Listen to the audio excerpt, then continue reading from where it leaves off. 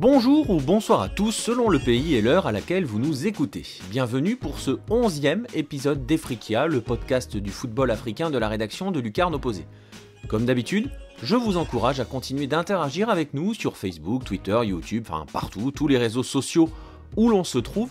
Je vous encourage également à continuer de nous soutenir en vous abonnant à nos programmes, aux programmes que vous écoutez actuellement, sur nos différentes plateformes, en partageant ceux-ci au maximum, mais aussi notamment en vous ruant sur notre magazine dont le 4e numéro vient de sortir, 4e numéro qui fait, vous le verrez, une très grande et une très belle part à l'Afrique. Aujourd'hui, Efrikia se met en mode compétition continentale alors que le sprint final est lancé dans les deux grandes épreuves du continent africain. On va donc bien sûr vous présenter comme il le faut les 4 demi-finales, oui 2 par épreuve, mais vous le savez, vous en avez l'habitude si vous êtes des fidèles. Avant de partir dans notre grand thème du jour, nous n'allons pas sauter les étapes et nous allons commencer par ouvrir le courrier Quinfré.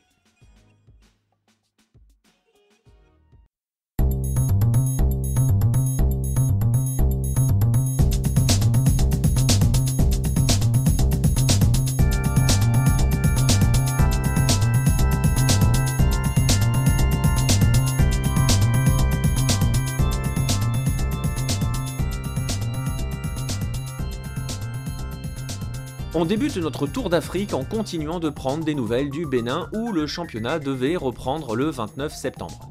Car finalement, à quelques jours du coup d'envoi, on a appris que ce dernier allait être encore reporté d'1 mois. Les raisons invoquées par la fédération, Assemblée générale de la CAF à la même date qui ne permettait pas aux dirigeants d'être présents et les échéances internationales du mois d'octobre. En off, il se dit surtout que la plupart des clubs n'étaient pas prêts, à l'image du champion en titre, les Buffles de Parakou, qui avaient même fait une requête pour demander un report de ce début du championnat.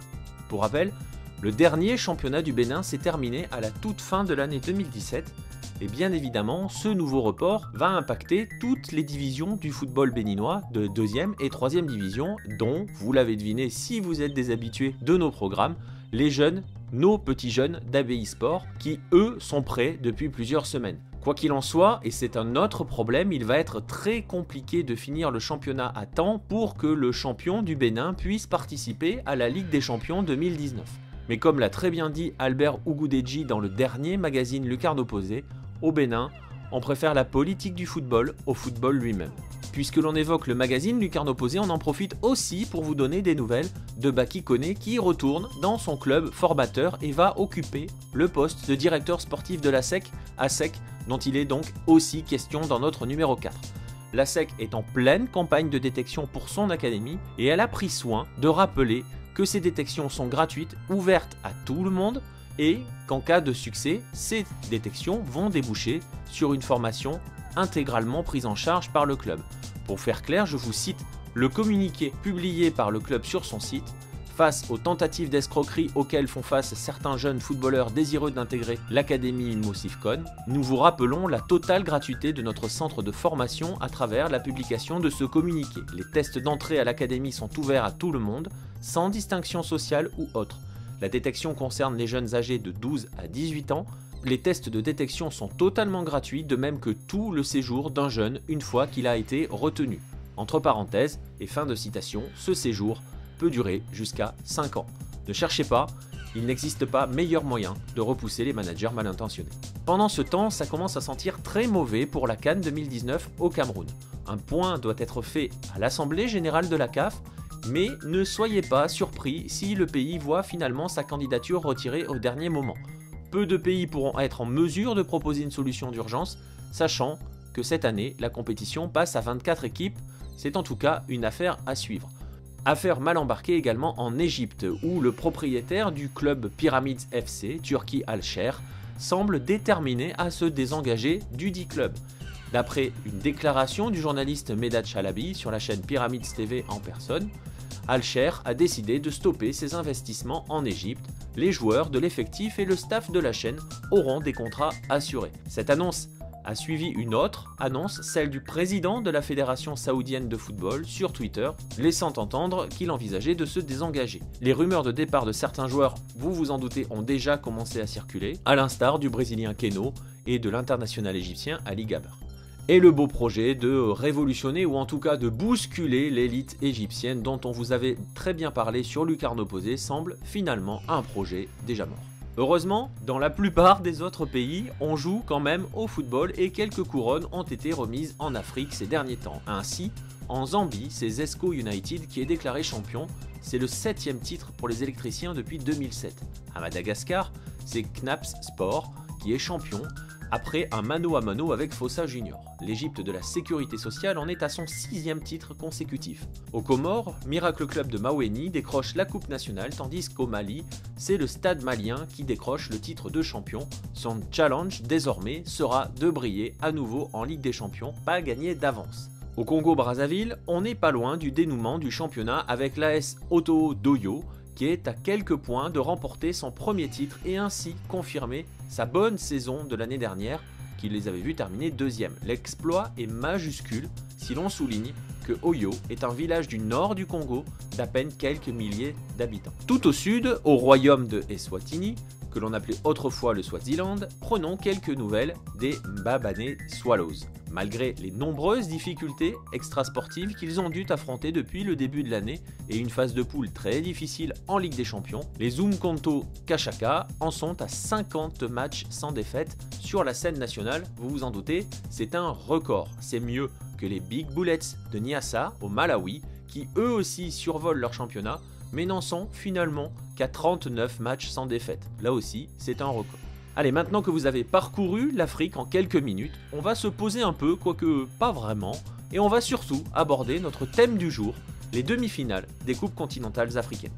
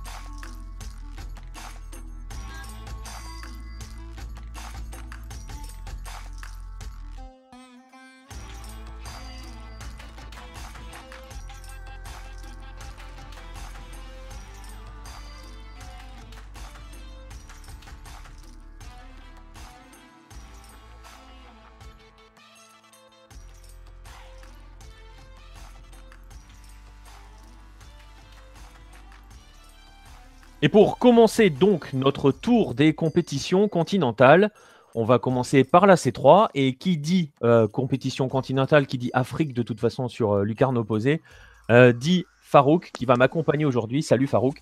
Salut Nico, salut à tous les auditeurs de Africa et à tous les lecteurs de Lucarne Opposée. Les compétitions africaines de 2018 se rapprochent de l'épilogue avec le dernier carré, juste avant la nouvelle réforme du calendrier qui verra désormais les compétitions s'aligner sur le calendrier européen. Ouais, ça sera aussi un autre type de... Ça changera quelque chose, hein, parce que ça nous fera des phases finales dans des conditions météorologiques bien différentes. Hein. C'est sûr, et puis surtout, ça fait quand même une transition un petit peu qui pique, entre guillemets, parce que là, les derniers tours de Coupe de la CAF et de Ligue des Champions seront début novembre, et on démarre avec la nouvelle édition fin novembre, pour uniformiser le calendrier et s'aligner sur l'Europe. Donc ça va quand même faire une transition un petit peu curieuse.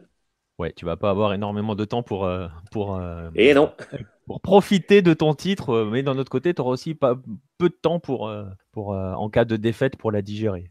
Voilà. exactement, ce sera peu de temps pour reminer pour les perdants, on se remet dans le bain pour les gagnants directs, plus la Super Coupe qui sera désormais en décembre. Enfin, pour celle-ci sera en décembre, mais après, ça, je pense que ce sera décalé aussi. Ouais, bon, ben écoute. Donc on va passer cette émission ensemble. Alors on va juste dire deux mots de Pierre-Marie qui devait nous accompagner sur cette émission et qui est, vous l'avez sans doute lu dans son article du début de semaine du début de semaine passé sur Lucarne Opposé, qui est en Tanzanie pour s'occuper d'une nouvelle académie, la Future Stars Academy.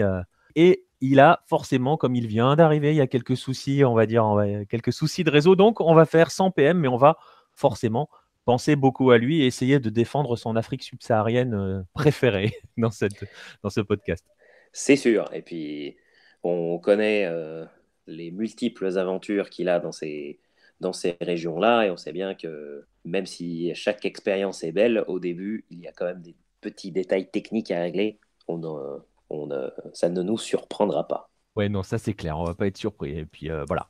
Et donc, on va débuter notre étude de cas, nos deux compétitions continentales. Et si tu le veux bien, on va débuter par, entre guillemets, hein, la plus petite des deux, la C3, la Coupe de la Confédération, qui nous offre deux affiches. La première entre le Raja Casablanca et Enimba, la deuxième entre Vita Club et Al Masry. On va revenir là-dessus dans un instant. On va commencer par la première des deux cités, le Raja contre Enimba. Un match qui, j'ai envie de dire, c'est un petit peu retour vers un glorieux passé, à la recherche d'un glorieux passé, parce que là, dans ce cas-là, on parle quand même de deux historiques, presque, je vais le dire, hein, même si peut-être certains seront contre, deux géants des compétitions continentales. Bah, mon cher Nicolas, je ne pense pas que le titre soit usurpé. J'aborderai le Raja en premier. Le Raja a 3 C1, enfin coupe des clubs champions, ancienne mouture, et Ligue des champions 99 suite à la nouvelle mouture. C'est quand même un club très attaché aux épopées africaines. Après leur titre de 2013, quand ils avaient réenchaîné avec la Ligue des champions 2014, il y avait quand même un grand enthousiasme de revenir dans l'épreuve reine, et du coup il y avait eu comme pas mal de tifos des supporters qui étaient attachés à cette thématique-là. Ce n'est pas le genre de club qui va galvauder non plus une épopée dans la Coupe de la CAF. Ce qui est paradoxal, c'est que au moment où ils se sont lancés dans la compète cette année, ils avaient commencé par un match nul assez morose à domicile face aux Mauritaniens de Nouadhibou, et alors qu'ils avaient lancé leur sprint en mars pour la course vers le titre, il y avait pas mal d'observateurs qui s'étaient dit, est-ce que l'équipe de Garrido ferait pas mieux de se focaliser sur le championnat et d'un peu laisser tomber la Coupe de la CAF qui, pour des revenus financiers qui sont moindres par rapport à la Ligue des Champions, va leur occasionner beaucoup de déplacements et beaucoup de fatigue. En définitive, le Raja a tracé sa route, a sorti les Mauritaniens de Nouadhibou, les Zambiens de Zanaco, ce n'était pas une mince affaire, c'est sorti très très bien d'une poule assez difficile, et voilà le Raja dans le dernier carré, et s'ils passent contre Nimba, ce sera leur première finale continentale, si je ne dis pas de bêtises, depuis qu'ils ont clôturé la Coupe des Coupes 2003, de manière victorieuse d'ailleurs. Ouais, on appelle ça le syndrome Europa League, hein. C'est-à-dire que quand tu es en quand tu es en début de compétition, tu commences Oui, à te demander si ça vaut le coup de la jouer. Et puis en fait, une fois que tu avances, finalement, c'est pas eh si ben, mal. l'appétit vient en mangeant, ça c'est Ouais, sûr. ouais, c'est clairement ça. Et du coup, face à eux, va se dresser un, un vrai. Enfin, je parlais d'historique. Enimba a gagné deux Ligues des Champions en 2003 et 2004. Le fait que le match retour se joue à Casa fait du Raja un favori à tes yeux?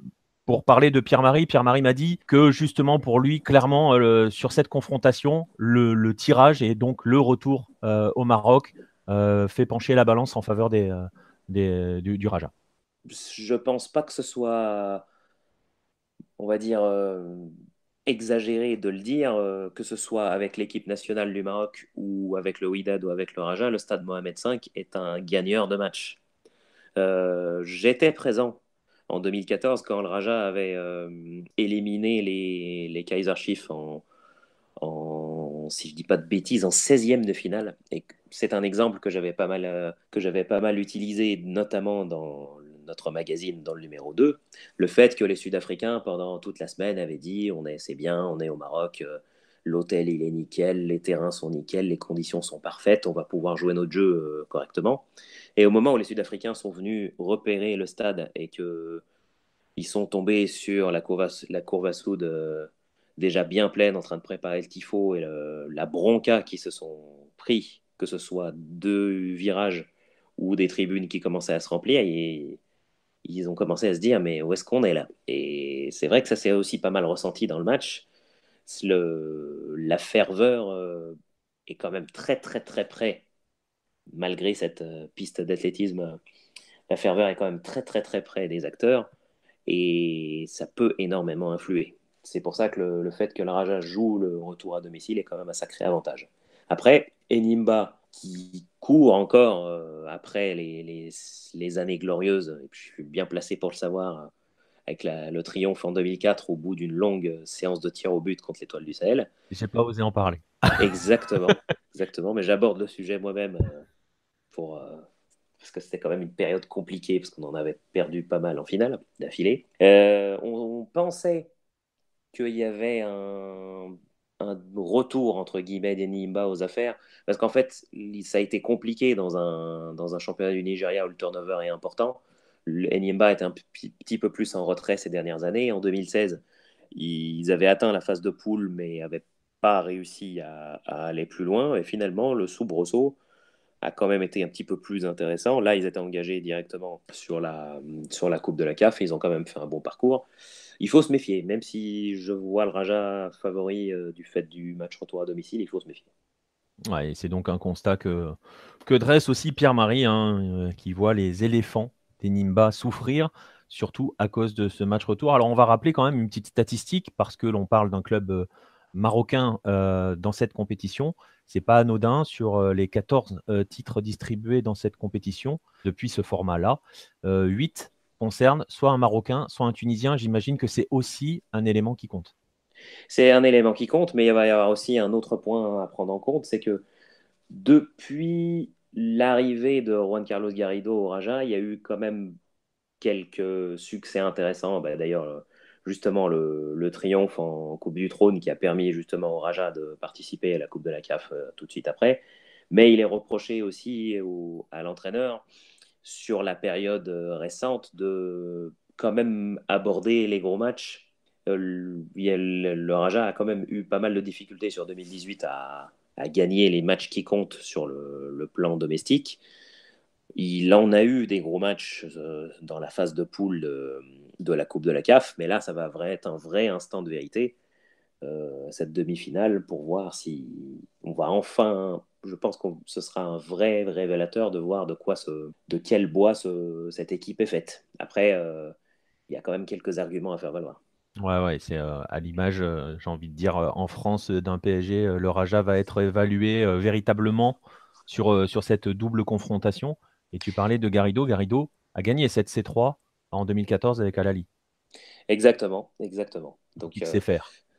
il sait faire, mais il va falloir résister à une très très grosse pression, surtout suivant la tournure du match aller. Eh ben, écoute, on va suivre ça. Donc je rappelle, hein, le match aller, c'est mercredi 3 octobre. Enfin, les matchs allés, de toute façon, ont lieu le 3 octobre. Et on va passer, si tu le veux bien, au deuxième match. Alors, je parlais il y a un instant de Al Ahly, un Égyptien. Eh ben, justement, on va en retrouver un Égyptien. Alors, pas forcément le plus connu de tous, hein, parce que quand on parle de football égyptien, c'est peut-être pas forcément le premier nom qui vient en tête. Ce club-là, c'est Al Masry, qui lui aussi va se trouver à devoir affronter un gros morceau, j'ai envie de dire, le Vita Club de la RDC. Alors, pareil, la RDC, hein, les deux dernières C3 ont été remportées par un représentant de la RDC, le TP Mazembe, qui était reversé de la C1. Vita Club a été reversé de la C1 lui aussi et se retrouve dans la même position que Mazembe l'année dernière. Est-ce que sur cette double confrontation aussi, je rappelle que aussi, dernier point, que c'est Vita Club qui recevra le match retour. Pareil, on donne avantage à celui qui reçoit retour.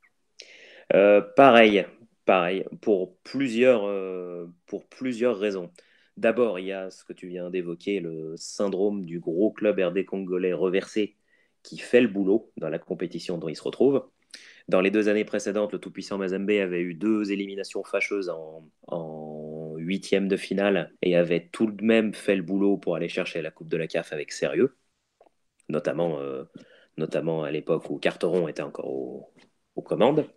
L'AS Vita Club est un peu, du fait que c'est un autre pôle qui attire beaucoup les jeunes en RDC, que c'est un club qui a quand même eu un sacré historique et qui avait fait la finale en 2014.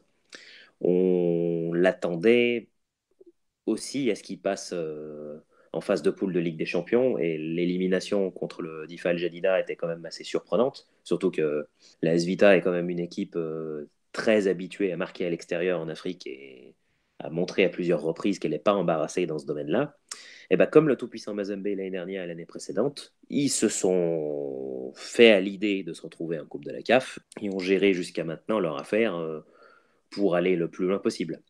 L'autre point qui m'amène à penser que l'AS Vita est favori, c'est que il est très compliqué pour un club égyptien autre qu'Al Ahly ou le Zamalek, déjà que c'est dur d'exister sur le plan domestique, même de pouvoir briller très très très haut sur le plan africain, c'est très compliqué. Si on regarde les seules exceptions qui étaient intéressantes remontent aux années 90 où le club, d'ailleurs le club formateur de Mohamed Salah, les Arabes Contractors, avait gagné pas mal de ce qu'on appelle désormais la défunte C2 et avait montré une belle capacité à aller loin dans les compétitions africaines.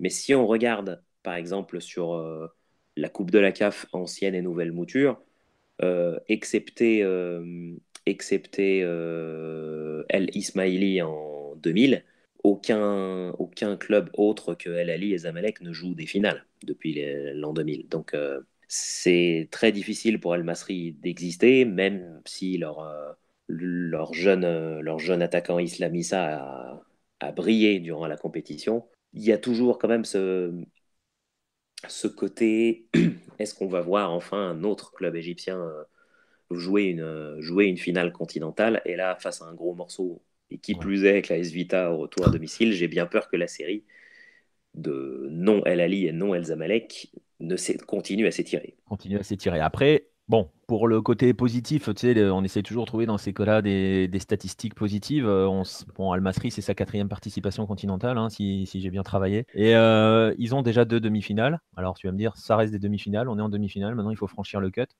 Voilà, Euh, c'est tout l'enjeu, c'est mais bon, d'essayer de montrer que, à part qu'il n'y a pas que les deux gros qui sont capables d'aller chercher des finales, euh, disons que je pense pas que ce soit le genre de statistique qui puisse avoir de grandes valeurs, mais ouais. quand c'est toujours le genre de choses intéressantes à voir et puis qui peut expliquer aussi que certains autres aient trébuché dans le passé. Après, cette génération-là, qui a des jeunes, qui a des joueurs ambitieux, eux, je pense qu'ils en ont rien à fiche, mais ils vont quand même avoir une sacrée montagne à gravir et surtout une mission de ne pas encaisser un but contre la S Vita en Égypte. Ouais, ça va être ça. Il va falloir essayer. Alors, je ne vais pas dire prendre de l'avance à l'aller parce que tu sais, c'est toujours ce qu'on dit dans ces cas-là. Oui, l'idéal, c'est de prendre l'avance à l'aller, mais c'est un peu comme dire l'important, c'est les 3 points. Mais c'est vrai que là, c'est particulièrement avant un match retour, surtout en RDC, c'est jamais très facile. On peut faire le parallèle avec l'Amérique du Sud, de toute façon, partout en Afrique. C'est pas l'Europe. C'est-à-dire que les déplacements sont vraiment toujours extrêmement compliqués et tout peut vraiment se passer. Quand on joue à l'extérieur, c'est vraiment un autre monde. On peut vraiment le rappeler, ça. Et chose intéressante, bon, qui arrive de temps en temps, mais qui peut aussi un petit peu brouiller les cartes, si jamais on a des retrouvailles AS Vita à Raja, ils se sont joués en phase de poule. Bon, après, forcément, ça peut donner des enseignements, mais c'est toujours, euh, c'est toujours intéressant à analyser quand deux équipes d'une même poule accèdent en finale, d'un petit peu voir d'un peu plus près quelle avait été la configuration des deux matchs au préalable quelques mois plus tôt. Ouais, exactement. Bah écoute, on va voir, peut-être qu'on aura donc droit à une troisième, un troisième duel entre l'AS Vita et le Raja. Si je me souviens bien, en poule, il y avait eu défaite du Raja en RDC et match nul à l'aller, hein, c'est ça, hein? Exact. Et puis tous deux avaient fini devant la SEC. Ouais, exactement. Et ça s'était joué à pas grand-chose, hein, finalement, cette qualif en termes de points, hein, Mais j'entends. après, là aussi, quand on regarde l'historique d'avoir une poule à Sec Mimosa, Raja Casablanca, Vita Club, c'est quand même. Ça pèse. Ouais, c'est quand même costaud, ouais. C'est quand même costaud. Ouais. C'est quand même costaud. Eh ben écoute, puisqu'on parle de costaud, je vais te proposer, tu vas voir, hein, j'ai un sens de la transition assez développé, d'aller vers justement du costaud, d'aller vers la C1. Généralement, on dit la plus belle, mais il ne faut surtout pas dénigrer la C3 parce que tu vois, je pense que n'importe Ah qui non. aimerait la gagner, la C3. Tout le monde aimerait la gagner, cette C3. Mais on va quand même passer à notre Ligue des Champions avec, évidemment, on est également en demi-finale et on va commencer par le premier duel des deux. On va commencer par celui qui va opposer l'Espérance de Tunis à la grande surprise de ce dernier carré, les Angolais de Primeiro de Agosto. On va commencer, si tu veux bien, par les Angolais qui sont la sensation, hein, puisque on parlait de la S Vita il y a 2 secondes. On parlait du coup par extension du tout-puissant Mazembe qui est le géant local et contre qui essaye de lutter la S Vita. Primero de Agosto, lui, s'est payé le luxe de sortir Mazembe et de sortir Mazembe en étant allé arracher un match nul, un but partout en RDC, ce qui franchement pose un Bah petit peu oui, le niveau de la performance. et oui, forcément.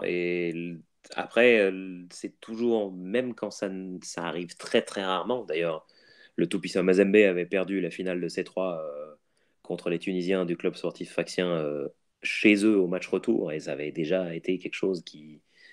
C'était quand même un sacré exploit ce qu'ils avaient fait.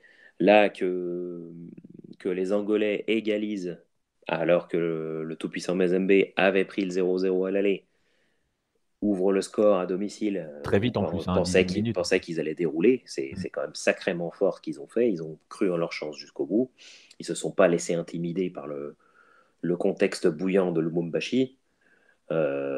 Après leur phase de poule, où ils ont quand même fait le boulot en finissant derrière l'étoile du Sahel, c'est quand même une sacrée performance. Et puis maintenant, c'est aussi un petit clin d'œil du passé, parce que l'Espérance sportive de Tunis Primero de Agosto, et c'est l'affiche de la Coupe des Coupes d'il y a 20 ans, de la finale de Coupe des Coupes d'il y a 20 ans. Donc, petit clin d'œil quand Petit tu clin nous d'œil. tiens. Là, maintenant, à ce stade-là de la compétition, ils n'ont plus rien à perdre. Ils viennent de sortir un très gros. Là, tout ce qui vient maintenant, c'est que du bonus. Ouais, c'est exactement. Alors, c'est exact que du bonus, tu vois, c'est exactement les propos qu'a utilisé PM, hein, donc, on a discuté un petit peu avant de cela et justement, on les attendait pas là. Sortir de la poule, c'est déjà voilà, ils ont déjà réussi leur compétition rien qu'en sortant de la poule. Maintenant, ils viennent de taper Mazembe. C'est pas anodin, hein, vraiment. On insiste sur le fait que c'est pas anodin de sortir Mazembe. Encore plus quand on fait 0-0 chez soi et qu'on va chercher un résultat là-bas. J'imagine, avant de parler de l'espérance, oui, bien sûr. Alors, PM m'incitait à vraiment rappeler que cette équipe-là a changé un petit peu sa politique par rapport à il y a quelques années, où il y a quelques années, en Angola, on a des moyens en Angola, hein, les clubs ont des moyens, ils peuvent offrir de bons salaires. On rappelle que Rivaldo est passé par le championnat angolais. Bah, et Trésor Mputu également. Exactement. Et voilà, à une époque, ces clubs-là importaient, façon de parler, soit des joueurs portugais, soit des joueurs brésiliens. Là, cette fois-ci, on est essentiellement avec des internationaux angolais. Et finalement, on voit que ça perçoit, c'est bizarre, hein, que ça finit par payer. Et j'imagine, donc, pour aller vers l'espérance, que côté tunisien, on va certainement pas les prendre à la légère, ce qui serait évidemment une grave erreur. Et je ne pense pas que ça arrivera. Et puis surtout, je pense que le surplus, le coup de boost mental que vient de prendre l'Espérance de Tunis en éliminant l'Étoile du Sahel, vu leur début de saison, vu l'été compliqué, vu la crise et le coach qui est passé pas très loin de se faire virer, plus les problèmes défensifs, en fait, cette double confrontation 100% tunisienne était une occasion en or de relancer leur saison, surtout face au rival.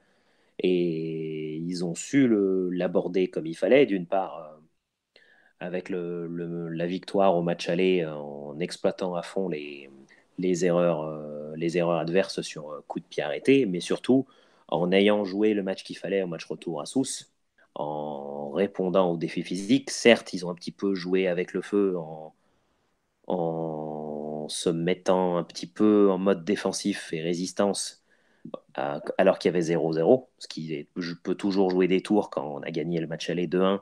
Il suffit d'un centre bien ajusté ou d'un coup de pied arrêté pour que l'équipe à domicile marque et que tous vos efforts soient anéantis. Mais en définitive, l'Espérance a bien joué le coup. Mention spéciale au jeune gamin que l'Espérance a titularisé au poste d'arrière gauche, Ben Mohamed, qui a été vraiment impressionnant, surtout pour un débutant à ce type de compétition, d'enchaîner en 6 jours 2 matchs aussi solides où il a vraiment rendu tous les ballons qu'il a eu utiles.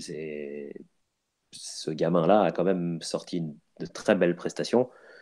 Là, l'Espérance a pris un coup de boost mental très important en éliminant l'Étoile du Sahel. Et ils ont dans les mains une occasion en or de retrouver la finale de Ligue des Champions pour la première fois depuis 2012. Je pense pas qu'ils vont prendre qui que ce soit à la légère. Ouais. Et justement, tu abordais la défense. Tu avais souligné dans les précédents podcasts, je m'en souviens surtout sur le bilan de la phase de poule, justement les difficultés défensives qu'avait rencontré le ST. On sait d'un autre côté que ces Angolais, tout aussi libérés qu'ils soient, restent une équipe quand même sacrément joueuse. Elle a souffert forcément face à Mazembe au match retour. Elle a eu quand même son lot d'occasions au match retour. Bon, évidemment, alors on n'a pas rappelé, mais au match retour, le gardien de Primeiro de Agosto sort 2 pénaltys quand même dans le match. Oui. Faut le faire. Mais ne serait-ce que offensivement parlant, cette équipe-là a de quoi répondre, a du répondant. Elle sait créer des situations, plusieurs situations à Mazembe.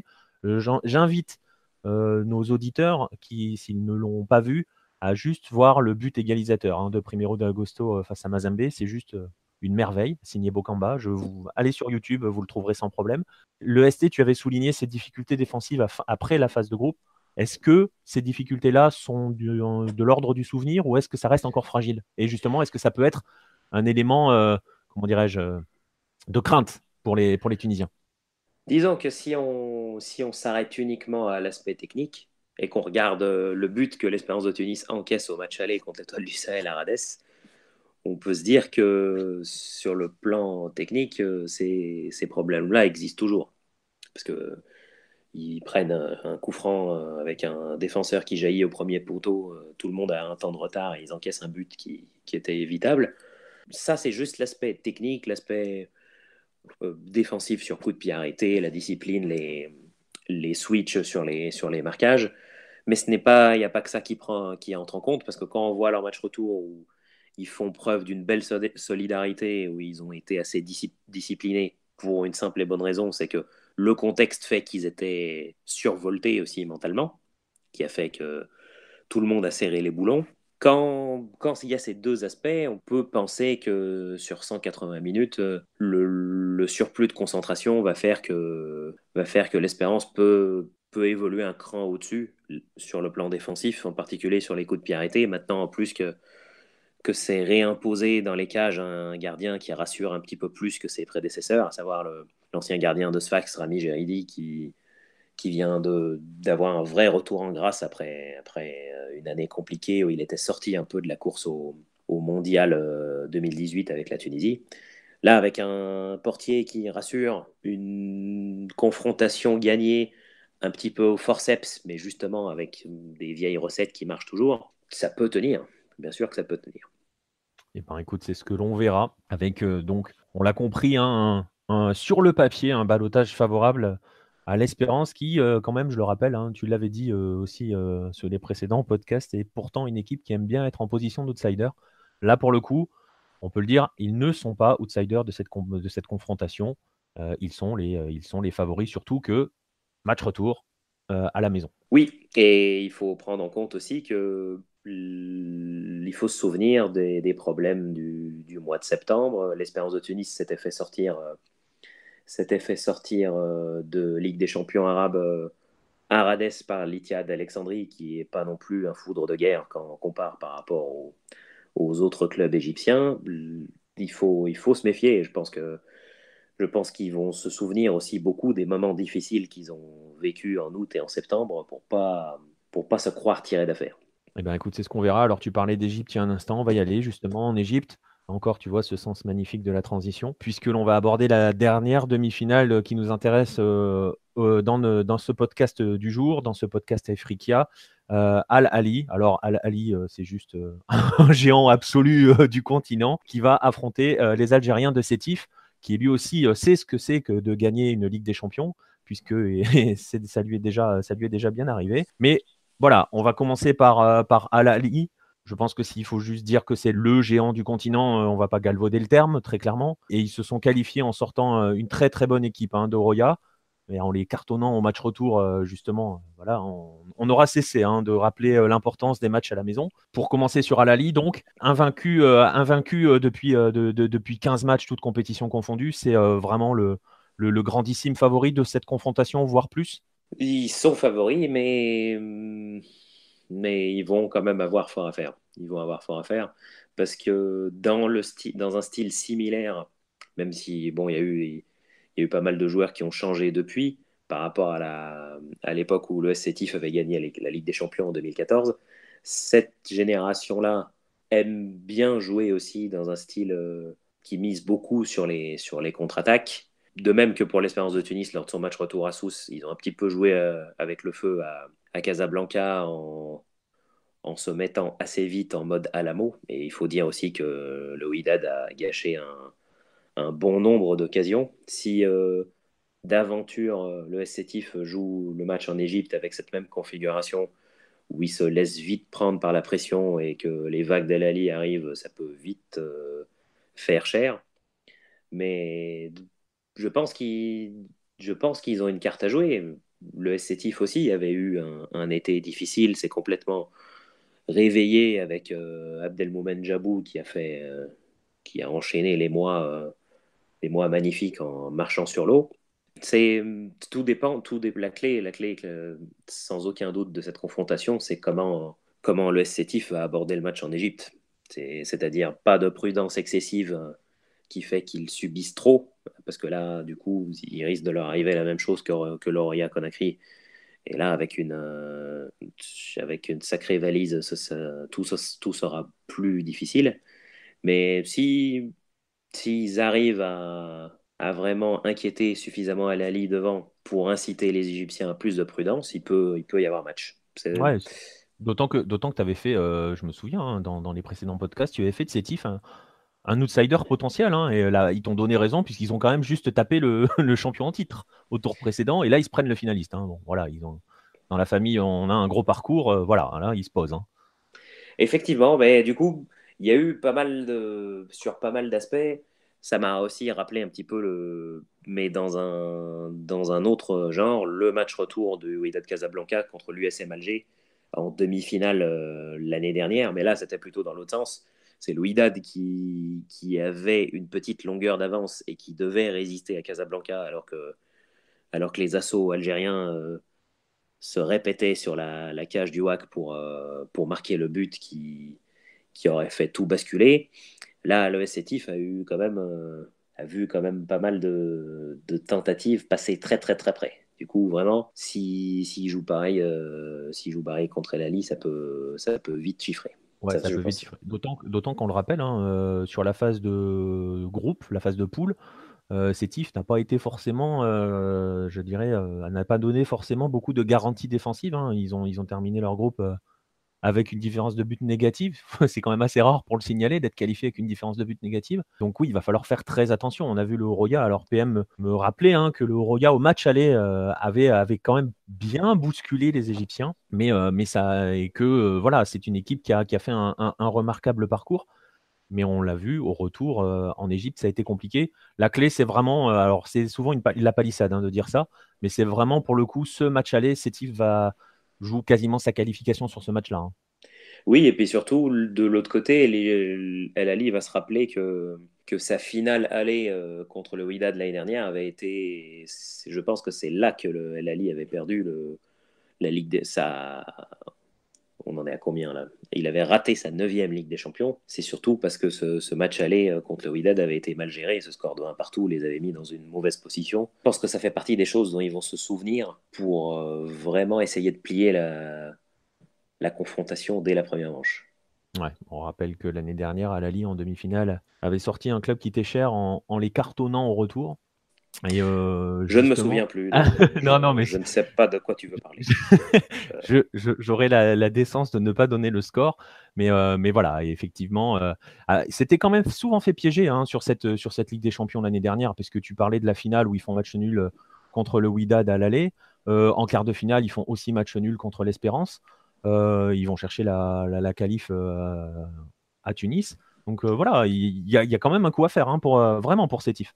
Effectivement, effectivement. Mais surtout, ce qui serait intéressant, et avec encore un petit clin d'œil à l'histoire, si on a de nouvelles retrouvailles Espérance de Tunis El Ahly en finale, après la finale que El Ahly est venu gagner en 2012, après le quart de finale qu'El Ahly est venu gagner l'année dernière, après la finale qu'El Ahly a arrachée dans les arrêts de jeu à Rades contre Sfax en 2006. Ce club connaît le stade de Rades comme sa poche. C'est d'ailleurs quasiment son jardin vu le nombre de triomphes qu'ils ont eus.